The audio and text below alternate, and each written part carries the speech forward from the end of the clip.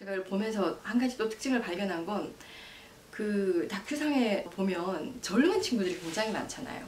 20, 30대, 특히 20대 친구들이 굉장히 많고, 제가 이제 개인 분석 안에서도 이제 지금 저와 비슷한 중년의 분들한테 얘기를 들은 건 그 당시에 굉장히 유명했다고 하더라고요. 저는 이제 그때는 20대 초반부터 제가 수도원에 들어가 있어서 몰랐어요. 이런 단체가 있는지를 사실 전 세상 물정을 몰랐는데 그때 굉장히 유명했다고 하더라고요.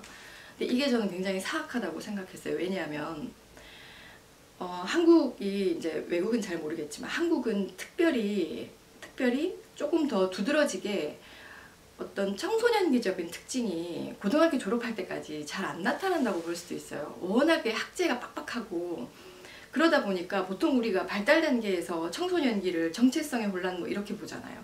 근데 제가 보기에는 진짜 정체성의 혼란을 겪는 친구는 학교 밖 친구들 뭐 이런 친구들이 아니면 대부분 정체성의 혼란을 잘 안 겪어요. 번민하고 갈등하고, 개인적으로 저 같은 경우에는 정체성의 혼란을 조금 겪었는데 수도원을 고등학교 때부터 어렸을 때부터 고민했으니까 이 길이 내 길인가? 내가 수도자가 되는 수녀가 되는 게 맞는가? 이런 고민을 이제 고등학교 때 공부 안 하고 하긴 했어요. 공부는 안 하고 이제 그런 고민을 하고 막 책을 읽고 이제 이런 시간을 보냈는데 지금 다수의 학생들에게 그런 게 허용되지 않잖아요. 그러니까 사실 청소년기가 제대로 없다고 봐야 되는데 대학에 들어간 친구들이 그때부터 이런 혼란을 겪어요. 청년기적, 청소년기적인 이 혼란의 정체성, 사회적 정체성, 자아 정체성부터 시작해서 성적인 정체성까지 굉장히 혼란한 시기거든요.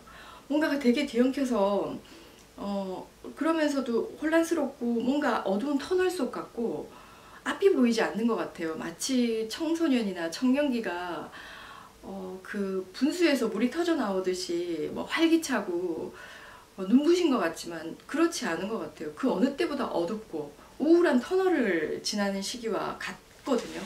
근데 그 시기에 이런 어떤 달콤한 이런 뭔가 한 줄기 빛과 같은 신탁들이 들어가는 거, 이게 굉장히 사악하다고 생각했어요.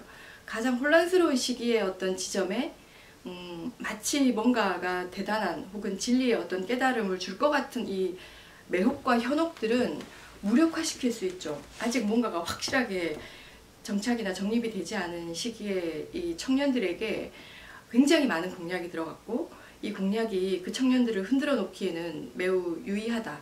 그래서 저는 그게 이 종교적으로 접근하는 사람들의 사악함이라고 생각을 했어요.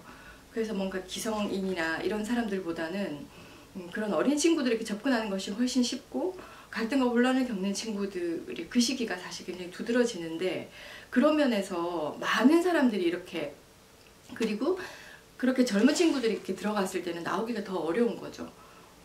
어떤 이해관계에 의해서 들어가는 게 아니고 내가 실질적인 그런 것보다는 어떤 면에서 순수한 어떤 열망과 갈증과 혼란의 상태에서 뭔가 한 줄기 빛을 경험했기 때문에 거기서 빠져나오기가 굉장히 어려운 것 같거든요.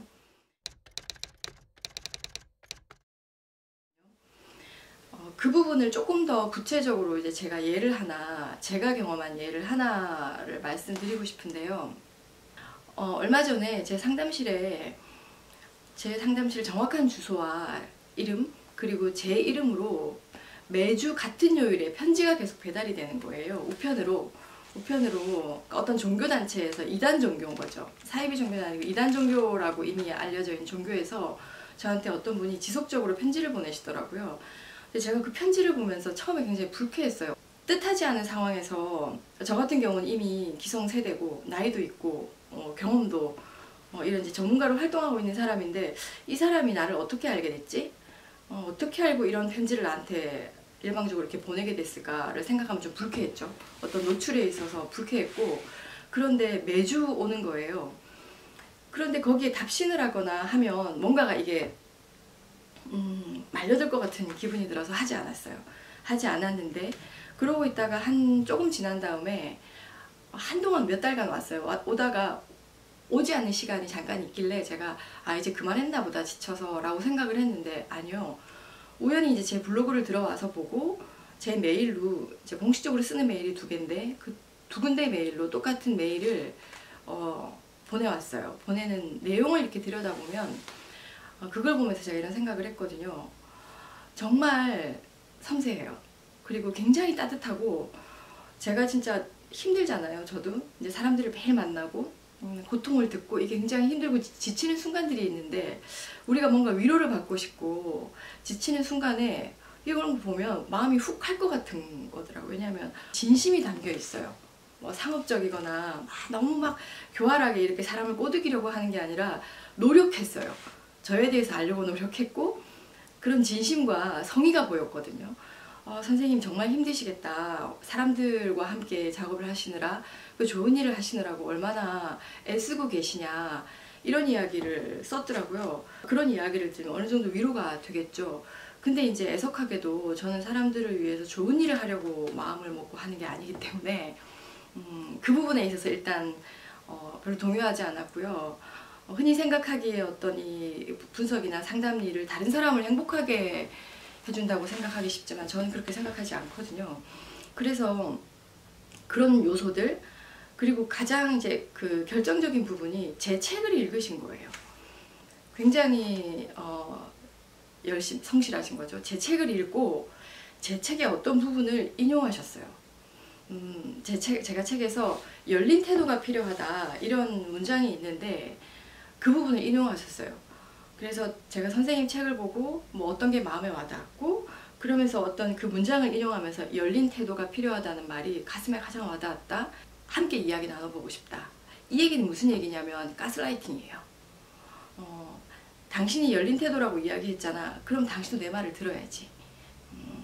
내가 하는 이야기, 당신 전문가고, 그러니까 당신이 그렇게 얘기해놓고 폐쇄적인 태도를 취하면 그거는 앞뒤가 안 맞는 거 아니야? 라는 식의 저에게 어떤 심리적인 일종의 죄책감이나 이건 가두는 거거든요. 이게 가스라이팅의 특징이잖아요. 이 종교나 우리가 어떤 착취와 피착취의 관계에서는 이게 굉장히 두드러진 특징이잖아요. 가스라이팅을 하는 건데, 이 가스라이팅의 특징이 특히나 이분이 굉장히 정교하다고 생각을 한 건 제가 한 말을 인용해서 제가 빠져나가지 못하게 만드는 거예요. 여기서 제가 만약에 내가 그렇게 얘기했는데 여기서 내가 이걸 거절을 하면 나를 어떤 사람으로 볼까? 어떤 사람으로 볼까가 이미지, 자기 이미지거든요. 이 자기 이미지가 우리가 어떤 기본적인 상상계적 나르시시즘이 자기 이미지, 환상이라고 하는 건 투영된 자기 이미지를 보는, 거울은 자기 이미지를 보는 거지 실체가 아니잖아요. 이미지가 굉장히 주요한 많은 부분을 이뤄요. 이 상상계적인 특징에는 이 부분을 공략해요. 이 완전성에도 마찬가지고, 제가 굉장히 나르시스트적인 어떤 측면에서 만약에 내 이미지를 걱정하고 내가 이 사람에게 나쁜 사람으로 비춰지기 쉽지 않고 내가 전문가라는 타이틀을 달고 있는데 만약에 이 사람이 나를 이렇게 보면 어떡하지라는 순간 거기에 만약에 매몰이 되면, 이러면서 이제 자기도 모르게 이끌려 들어가게 되는 거예요. 제가 그때 답을 그거를 보고 더 불쾌해져가지고 가스라이팅을 시도하고 있구나 나한테. 그래서 제가 일방적으로 이런 식의 메일과 이런 식의 어떤 편지를 동의 없이 저한테 일방적으로 계속 보내면 조치를 취하겠다, 매우 불쾌하다라는 표현을 아주 간단하게 보냈고, 그 다음부터는 저한테 보내지 않으셨어요. 이제 그런 특징들이 있다. 제가 이제 개인적으로 경험한 부분이 그런 부분이고, 굉장히 자연스럽고 은밀하고 아주 섬세하게 접근이 되는구나. 우리는 마치 옷이 물에 조금씩 스며들듯이 이렇게 빨려 들어갈 수 있겠구나 라는 지점이 분명히 있었다는 거죠. 그리고 또 한 가지 특징은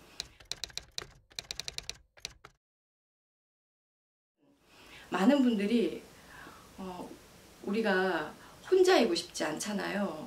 많은 분들이 상담을 통해서 호소하고 무언가를 찾고 하는 것도 이 세상에 내가 혼자가 아니고 싶은 거, 혼자 있는 것이 정말 두려운 거.